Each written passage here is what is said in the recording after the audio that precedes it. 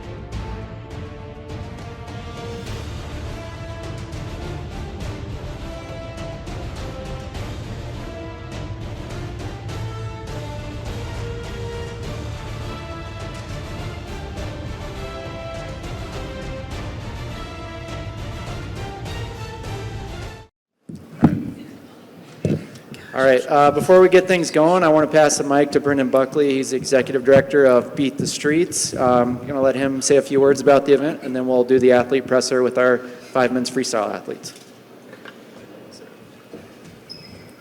Thank you, and welcome everybody. It's an honor to be here representing Beat the Streets and these incredible athletes who've competed in numerous events, whether it was in Times Square or South Street Seaport, Hulu Theater. Now we're at Prudential for the second time, and we're really given a tremendous home here, so I want to give a big shout out to Dylan Wanagill and the team at Prudential, and just massive team effort to put on this event. So again, Beat the Streets is honored. This event serves as our annual benefit, which just means it's our largest day to raise funds for Beat the Streets and the mission. Our mission at Beat the Streets is to help our kids achieve their goals on and off the mat, learn the values of wrestling and using wrestling as a vehicle, but also using wrestling as a hook, and to provide opportunities that our kids that attend the public schools in the inner city just simply don't have access to. So, partnering with USA Wrestling, partnering with Flow, Prudential, all of our corporate partners, it just wouldn't be possible. And so it really helps make this day a reality. And I think there's one thing just relating to Beat the Streets, by presenting this opportunity, it's like part of evolution of Beat the Streets where, going back years ago, our annual benefit was a party in Midtown in New York City. There was a vision to impact kids, and fast forward as we evolved this event to bring more notoriety, to have this kind of level of stage of performance, we too have evolved as an organization. We have 20 kids who are competing in college right now. We had a couple that made the NCAA tournaments. We had a two-time high school state champion who's going to be competing in Columbia University next year. We had a two-time national champion who's going to be competing at Drexel. We have our own training center in Midtown. And so, the evolution of Beat the Streets as an organization has coincided with the evolution of this event. So thanks for being here. Best of luck to all the athletes, and excited for a terrific day tomorrow. Thanks.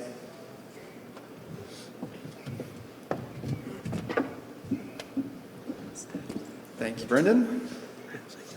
All right, before we get going with the athletes, just a little run of show info for you guys. So tomorrow, credential pickup, it'll be at 11:30 at the event staff door for media. That's when you can get into the building. True Third matches are at 12:30, followed by session 1 at 2 p.m., session 2 at 5 p.m., and in between there we'll have some Beat the Streets exhibition matches as well. How we're going to do this press conference today, I'm going to introduce all the athletes. They'll have an opening statement. I will ask each athlete a question, and then we'll pass the mic around. So if you raise your hand, Savannah in the back with our team, she'll bring you a mic, and we'll get your questions answered. After the formal presser, we'll make the athletes available for breakout interviews as well before we let them out of here. Men's freestyle will be now. Women's freestyle will be in about an hour. We'll start at noon with them too. So, all right, so I'll introduce the athletes. Starting right here, Spencer Lee. He's a 2024 Olympic silver medalist. Right next to him, Yianni Diakomihalis. He is a world silver medalist. Kyle Dake in the middle, 2-time Olympic medalist, 4-time world champion, 5-time world medalist. I think I got them all. Good. Close enough. Zahid Valencia. He's a world bronze medalist. And then Wyatt Hendrickson, U23 world champion. And all of these guys up here, NCAA champions, well-respected athletes across the board. So thank you all for being here. With that, Spencer, opening statement, if you'd like to address the crowd on this opportunity that you have for Final X.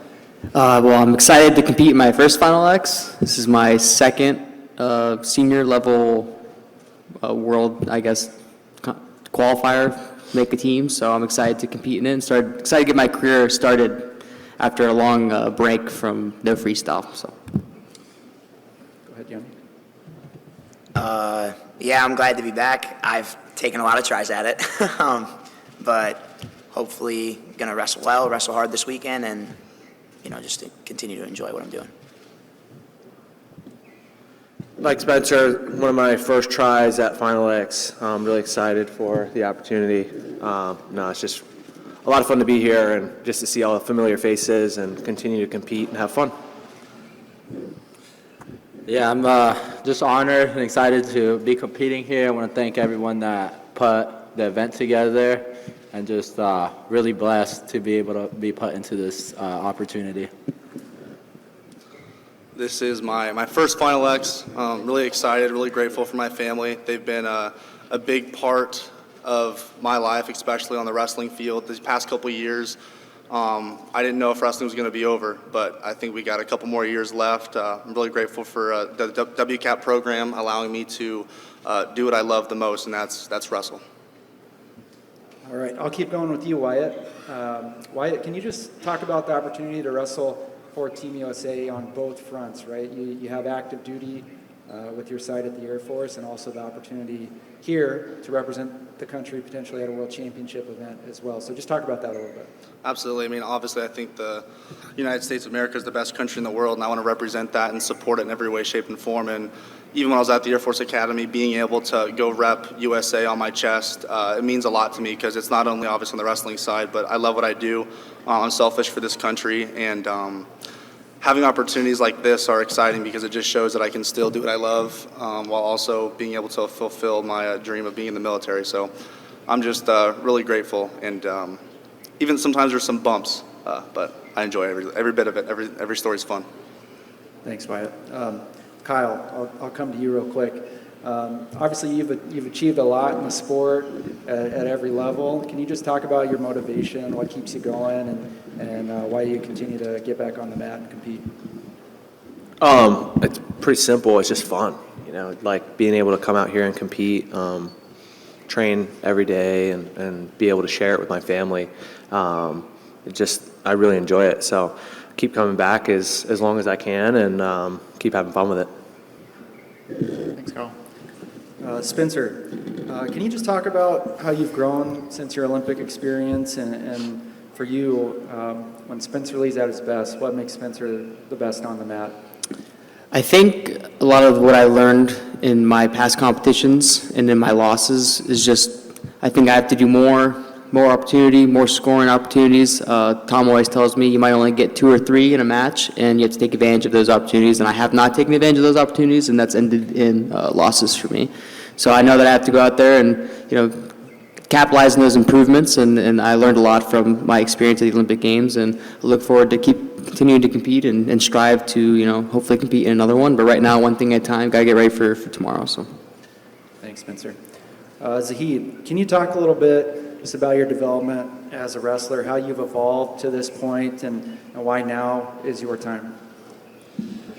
Yeah, I think I've been wrestling for a while now, but I think the Lord's blessed me with an amazing opportunity to get to move out to Oklahoma State, and I just feel like He's blessed me with the best team of coaches that are there to push me, grow my wrestling, evolve.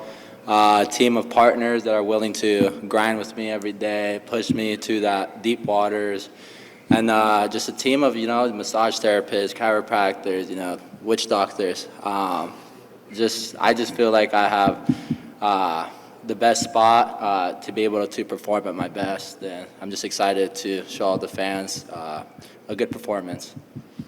Thanks, Zahid. And Yianni, for you, it's been 3 years since you were in the World Finals. Can you just talk about overcoming adversity since that point in time, what you've been through, and kind of what it means to you to get back to this point where you have a chance to go back to the World Championships? Yeah, I feel like I have made mistakes and just kind of dealt with a lot of bumps in the road. And it's important to understand that if it's something you care about, it's something you love, then, you're going to have to kind of go through some hiccups to make it work. And now that I'm kind of back in this place, it's like understand the kind of opportunity I have and, make sure I go attack it with everything I have and don't, wait for next time. Right? All right, so if you have a question, raise your hand. We'll get you a mic. Please state your name, your outlet, and address which athlete you'd like to answer the question. Christian Piles, Flow Wrestling. Question for Kyle. Kyle, you wrestled Zahid 2018 Final X, then you wrestled him in April at the U.S. Open. Just did anything about that match at the U.S. Open surprise you? In what areas do you think Zahid has improved to improve on his result against you? I mean, Zahid's always been a great wrestler. He has really good technique and fast, explosive. So just got to be ready for all that. It was the same in 2018. Be ready for it and go get it. And unfortunately, it didn't go my way this last time, but hoping to reverse that result. Do you think the 2 out of 3 favors you? It's a different format. It's not one match. It's a 2 out of 3. I mean, I think I can beat anybody in one match. So just do it 2 times in a row.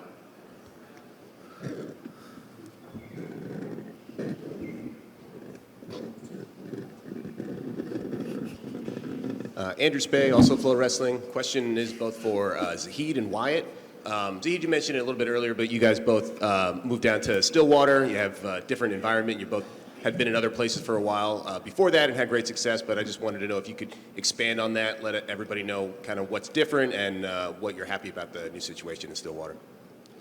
Yeah, I think for me, I was happy where I was at. ASU was my home, and I felt very comfortable there, content, but just wasn't getting over that hump. A lot of seconds, a lot of thirds. So I think just trying to get out of my comfort zone and moving out, getting to a new place, having new coaches, having new partners, more partners, especially around my weight that was able to push me to the next level.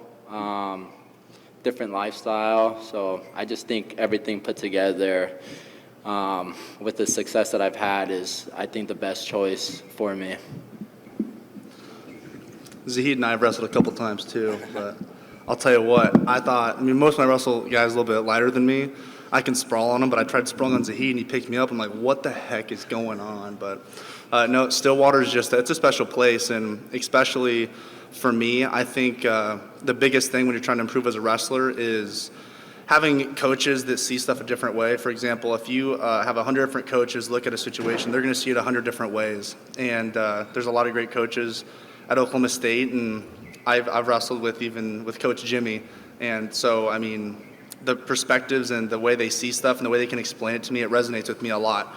Because I love wrestling, but with that, sometimes I don't use my head very much. I just like to go out and just manhandle people. But with that, you'll get worn out. And so I've learned a lot of technique that's been beneficial in a lot of areas that I need it. Obviously, I love shooting a lot, but with that, it's really important to, sometimes I need to be strategic and not shoot every 5 seconds because that'll wear myself out. But the community we have there is special. It's something I've never been a part of, and just the guys are fun. We hang out all the time. We do cookouts, and it feels like home. It feels like a big, happy family at the end of the day, because obviously that's what matters most. We all love wrestling, but when we can bond over stuff and just live a good life together while also training and grinding every single day, it makes it special. JD Rader, Flow Wrestling. This question's for Spencer. Spencer, you mentioned this is your first Final X. Obviously, you went through the Olympic trials. Your thoughts on the Final X process versus a weekend tournament like the Olympic trials, and which you prefer, if you prefer one? Honestly, I think I honestly prefer tournaments. I like wrestling through a full tournament and then having the two people reach in the finals and then having to get tough and wrestle those 2 out of 3. But I think that to grow wrestling, this might be the best route as well. So at the same time, I don't really mind. I also think that starting in the finals is something that's controversial as well. So I think that, whatever they want to do, I'm good with that. So if they ask me, do you care for the finals or not? Nah, I don't really care. I mean, if it's an opportunity to take the opportunity, that means, you medaled the year before, you're kind of doing your job, Maybe you should just be world champ or Olympic champ. I'm not sure how people want to swing that, but, I don't really care. I just want to go out there and compete, and I'm excited for the opportunity to wrestle for a world team spot. So, but like I said, it's kind of all over the place in my head for me, so I'll do whatever. Do we have any other questions?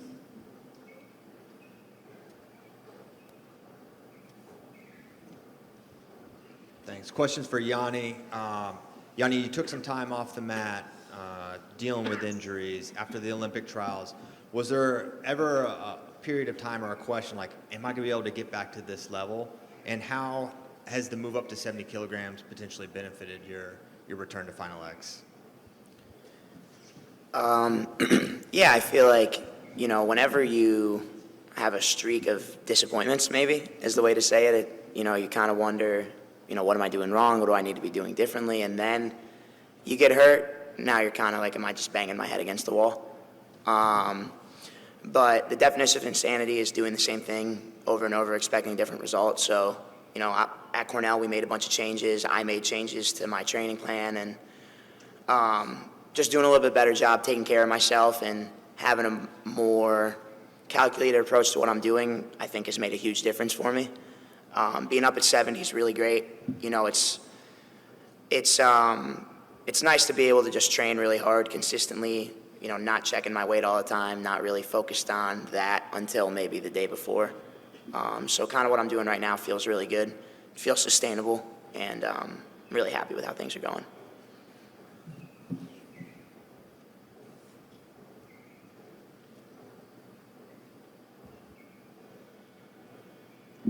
Yianni, maybe you can add to that, talk about your opponent and just kind of that approach, being both New York guys, right? And you have the experience edge on your side, wrestling a much younger, coming out of high school in PJ Duke. Yeah, most of my life, I've wrestled up in age groups. I was a young guy. My freshman year of college, I came in no red shirt. I wrestled senior level a little young, so it's funny being on the older end, right? But I will say, looking back at my knowledge of the sport and my understanding of men's freestyle in 2019 compared to now, I recognize a lot of things I've learned, and obviously PJ's very tough. He's got a lot of good skills and he's very strong for the weight. But again, there's a learning process that I had to go through, and it's kind of what's helped me elevate myself to this point, and I think that's going to be, something that can help me tomorrow. Any other questions from the audience? If you do, raise your hand. There we go. Question for Kyle. You're obviously no stranger to weight changes and changes in weight classes, and I know you've talked about this in other interviews, but maybe for a potentially new audience, could you describe what went into the decision to move up to 86 and how that whole process has been for you going up? 74 not that long ago to 86 is a pretty big jump. Yeah, 74 was really hard to make. It was just a lot of discipline, a lot of effort to get down there, and more effort than is needed to be a really good wrestler. I was a really good weight cutter, and I felt like I kind of got stagnant a little bit in some of the improvements that I was able to make. So going up a weight class, 2 weight classes, just made sense for me, especially this time in my career. I got 4 kids at home, and they're starting wanting to do things, run around, and have a new baby. So she's like waking up in the middle of the night, and I'm like, wow, I need to take a nap in the middle of the day with her, and all sorts of stuff just to get down to weight. So it didn't really make much sense. I had my mind up pretty early that I was going to go up, and I was pretty certain I was going to go 86. I did it in 2015, 2016. That was night before weigh-in, so it was a little bit different. I'm bigger now than I was then, and just more experience. So and it's Olympic weight, and being able to get reps in at the Olympic weight made a lot of sense to me. Whereas, just wrestling 79 or trying to go back to 74 wasn't an option. So just get used to wrestling there.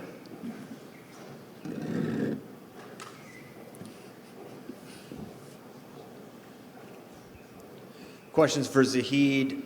What did it mean for you, for your confidence, to get that win over Kyle Dake? You'd had close matches with a lot of all-time greats. Kyle's certainly one of them. Close with Jordan, close with Brooks, close with David Taylor. What did it mean to get this win over someone as credentialed as Kyle? I think the main part was just, it's solidified that the choice to move to Okie State was the right one for me. There was a lot of, am I going to be better? Is this the right spot for me? So, since I made the move, I felt like my wrestling has evolved. I've gotten the wins. I've been able to finish matches. So, yeah, obviously, against someone like that, being one of the first Americans and however long it was to finally get a win over him, it felt great. A lot of confidence, especially going into tomorrow. But it wasn't easy. And so I've been more disciplined, more focused, and I just got to do it 2 more times. And I think I'm ready. Yeah, you mentioned the 2 times. That's a different variable here. And you wrestled in Final X in the past. Sometimes match 1 has looked very different from match 2 for you. How important and how much of a focus has it been? All right, wrestle well in match 1, but I've got to be ready to have the same energy, same focus, or whatever the difference is for match 2 and 3. Yeah, I think once again the move to Okie State and having David, Jimmy, all those Zoe, all those coaches there, I think gave me a new sense of tactics, focus, discipline, and going into every match, not getting too high on my highs or too low on my lows, staying kind of flat. Don't let my emotions wander all over the place has helped a lot. So that's all I got to do. I just got to compete at my best and don't let my emotions go. Just one more. It's actually for Spencer. Spencer, your opponent, Luke Lillidahl, you faced him in November of 2023, since that time. He's won U20 world title. He's made it 2 Final X as a pretty young guy, a position you were in as a wrestling as a true freshman and having success. What have you seen from Luke over the last year and change? And do you anticipate a different bout from your match against him at Bill Farrell? Well, I think there's a lot of young guys in Final X, and I think that just shows how strong Team USA is. You know, we had a really strong, 2 Olympic cycles in a row, like 2016 through 2020, and then 2020 to 2024. Our Team USA has had a lot of medals, and I think that, that's not going to break, this could continue to keep going. We have, a high school kid. Luke's 19 years old, I think. He's like a true freshman in college, and then, PJ Duke and Luke Lilladall. And so we have, a lot of really strong opponents that are young, and I think that Luke's improved a lot. I mean, I was a different wrestler from my high school year, like my senior year in high school, to my freshman year in college. So I think that year of college does make a big difference. So, I mean, I'm ready for anything. He's a, 4-time age group world finalist. I mean, so you have to put some respect on his name. He's a very tough opponent, and we've been getting ready for him like it's the biggest match in the world, because it's the next one. I'm sure you've heard me say that before. So, but so I'm excited to wrestle him, and it's a big matchup. So. Ready to go. All right.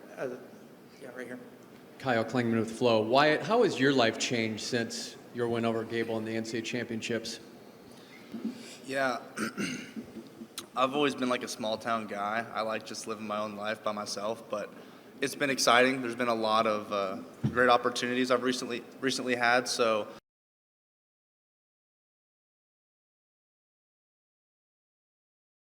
feeling. It was pretty awesome, and that's something we had trained for from the very beginning.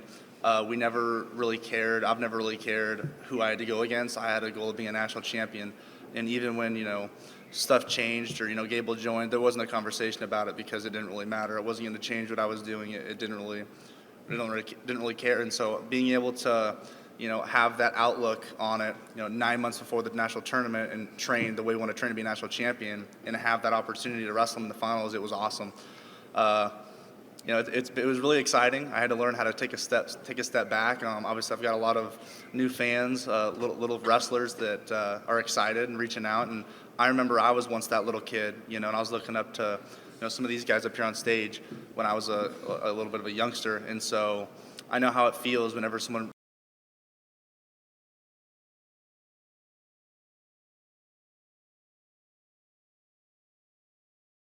when I was a little kid, so I try to do that for as many kids as possible. But if I'm staying up till 2 o'clock in the morning trying to do that, it might hurt me a little bit. But it's been exciting. It's been a great journey, and obviously that was a somewhat of a peak. But I don't want that to be what I'm known for. I still have a lot of goals ahead of me in the next upcoming years in my wrestling career. Any other questions from the room? Champs on 3. All right. That'll conclude this portion of the presser. We'll make the athletes available for individual interviews if you'd like to do that at this time. Remember, be back at noon for the Women's Freestyle Press Conference. Thank you all. Well, this is